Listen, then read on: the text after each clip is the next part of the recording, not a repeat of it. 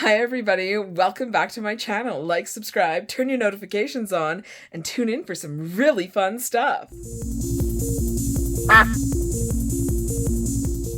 Just kidding.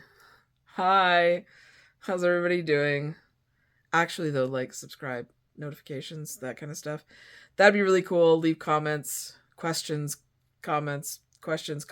all that kind of stuff down below.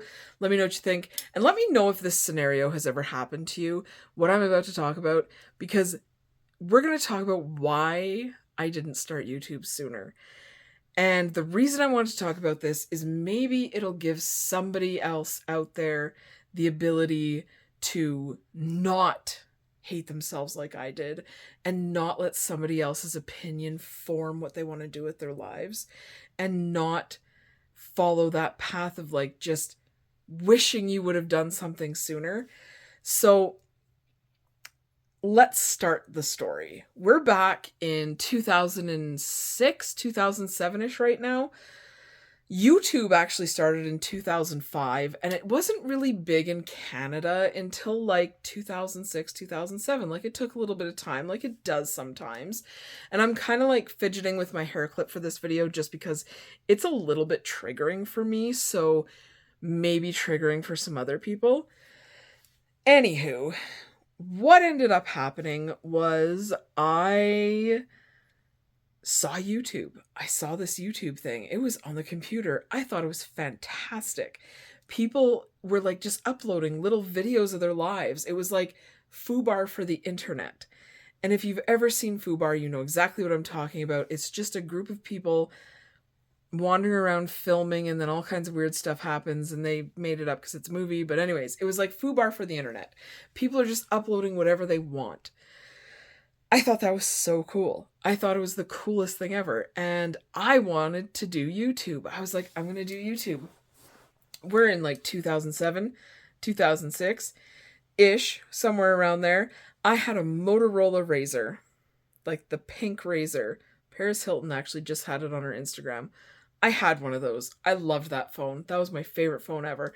And then I also had, and I think everybody had, a Canon PowerShot. And back then, the biggest SD card you could get was 32 gigs, and I had a 32 gig one. And these cameras would shoot like 10 minutes of movie. Like, it was really cool. So I had my Canon PowerShot, and I had my Motorola Razr. And Blair Witch Project was another thing that came out around this time, and it was all like first-person handheld kind of stuff. I thought Blair Witch Project was really cool. I thought it was just neat, and it was just really well done. It was a lot of fun. So, yay. Actually, I think the Blair Witch Project is newer or older than that. It was 1999. Blair Witch Project was 1999. But that's, what, 5 years? 5-6 years off? So anyway, it was like just some of the things that kind of inspired me. So I was gung-ho ready to start this YouTube channel. I was in my early 20s. I was like, nothing can stop me. Also at this point in time, I had written 2 books. One of which was called How to Feel Good Fat and Lose the Weight at the Same Time. The second one was like this sci-fi thriller, okay? So I was almost done the first book. I had about in between 80 and 90,000 words. I can't really remember, but it was a lot. And then the second one, I was about halfway done. And that's 2 novels. And I was like, oh, like I was getting ready to send the first one out to a publisher and be like, hey, do you like my novel? Please publish it. Anyway, I was doing that. So I was like, oh, I could put that on my YouTube channel. Like me writing the book and be like, oh, here's some tips that I found for writing a book. I thought that would be really cool. So, I'm telling my ex about this stuff. Like, oh, I want to start a YouTube channel and all this other stuff. And I would only watch YouTube on the computer when he wasn't home, because I was not allowed on the computer when he was home. He would be on the computer playing Warcraft. That's what he would be doing. He would just be playing Warcraft on the computer. He would totally ignore me. Every once in a while, like, we'd watch TV or something. Like, we watched Buffy. Yeah, like, it was bad. It was bad. Like, I loved watching Buffy. Like, we would make food and like watch like 5 or 6 episodes of Buffy at a time. because we had illegally downloaded it, I think off LimeWire or Napster or something. One of those. One of the ones that you could get videos off of. That's besides the point. Now, so I couldn't watch YouTube unless he wasn't home, and we were usually home around the same time, but I still loved it. I still loved all the like creative stuff that was going on YouTube, and I was like, I'm going to start a YouTube channel. And he's like, that's the stupidest thing I've ever heard. Like, no one would want to watch you. Who would want to watch some fat chick? Who would want to, your ideas are stupid. Who would want to watch somebody who's like, doesn't know what they're doing? Nobody wants to watch somebody walk around the city, all this other stuff. And I was like, oh, wow. And I just took that to heart. And I kept taking it to heart. And I was like, that's really shitty. I'm a really shitty person. No one's going to want to watch me. No one's going to want to do this. No one's going to want to do that. And everything that was said to me, I took to heart. And then it was like attacks like, oh, your sister's prettier than you. And my sister is very, very pretty. And I love her very much. But it kind of sucks when it's coming from like your boyfriend. Okay? It does. That was one of the ones that hurt. And there was other ones like, no one wants you around and nobody likes you and all kinds of stuff. And I was like, wow, looking back, you're an abusive prick. But looking forward, at that point in time, I didn't see any hope. I was like, oh, okay, I'm just not going to have a YouTube channel. So fast forward about 6 to 9 months. I'm working at the Bay and I get into broadcasting school. And it kind of like perked my interest. I was like, oh, this is really cool. I get to go to broadcasting school.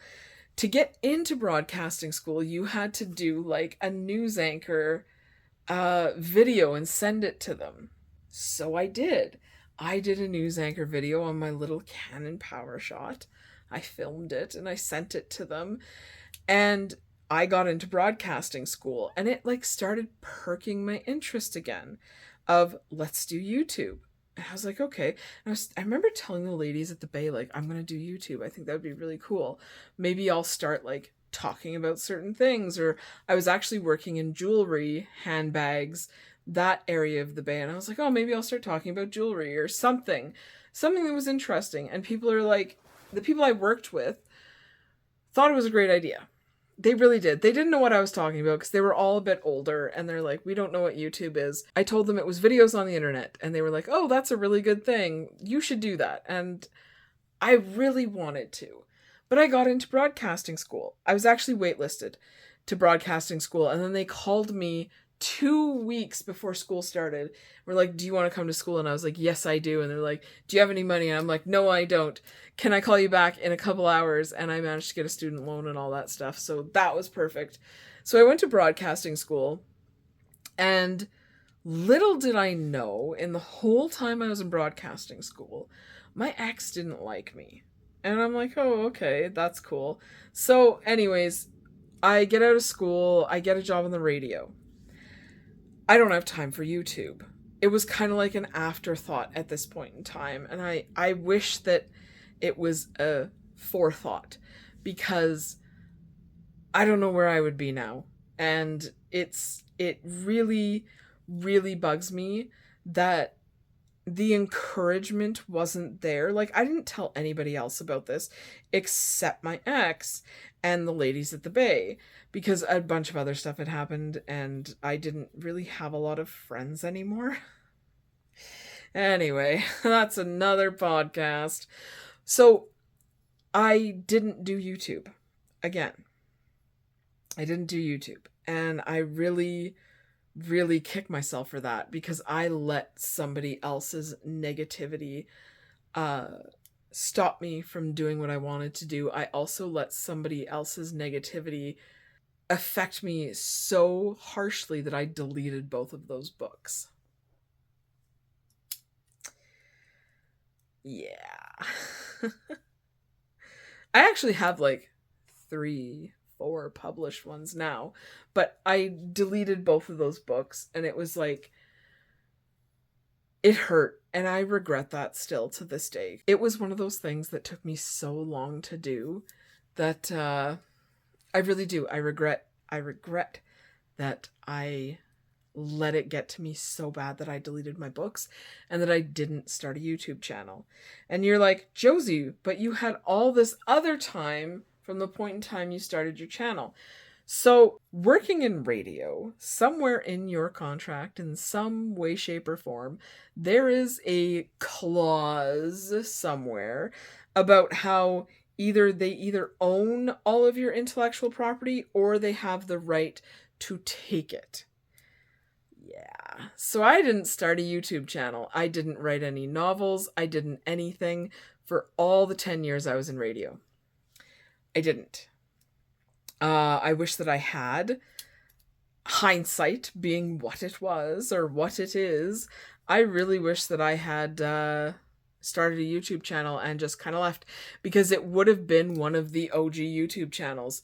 But instead, back in 2018, I posted one of my first YouTube videos 5 years ago, and it was McDonald's white chocolate mocha. And then I had a strawberry guava Diet Coke. That one was actually really good. We had carrot cake Oreos, popcorners. Those were really good. Tie-dye Frappuccino. That's kind of interesting.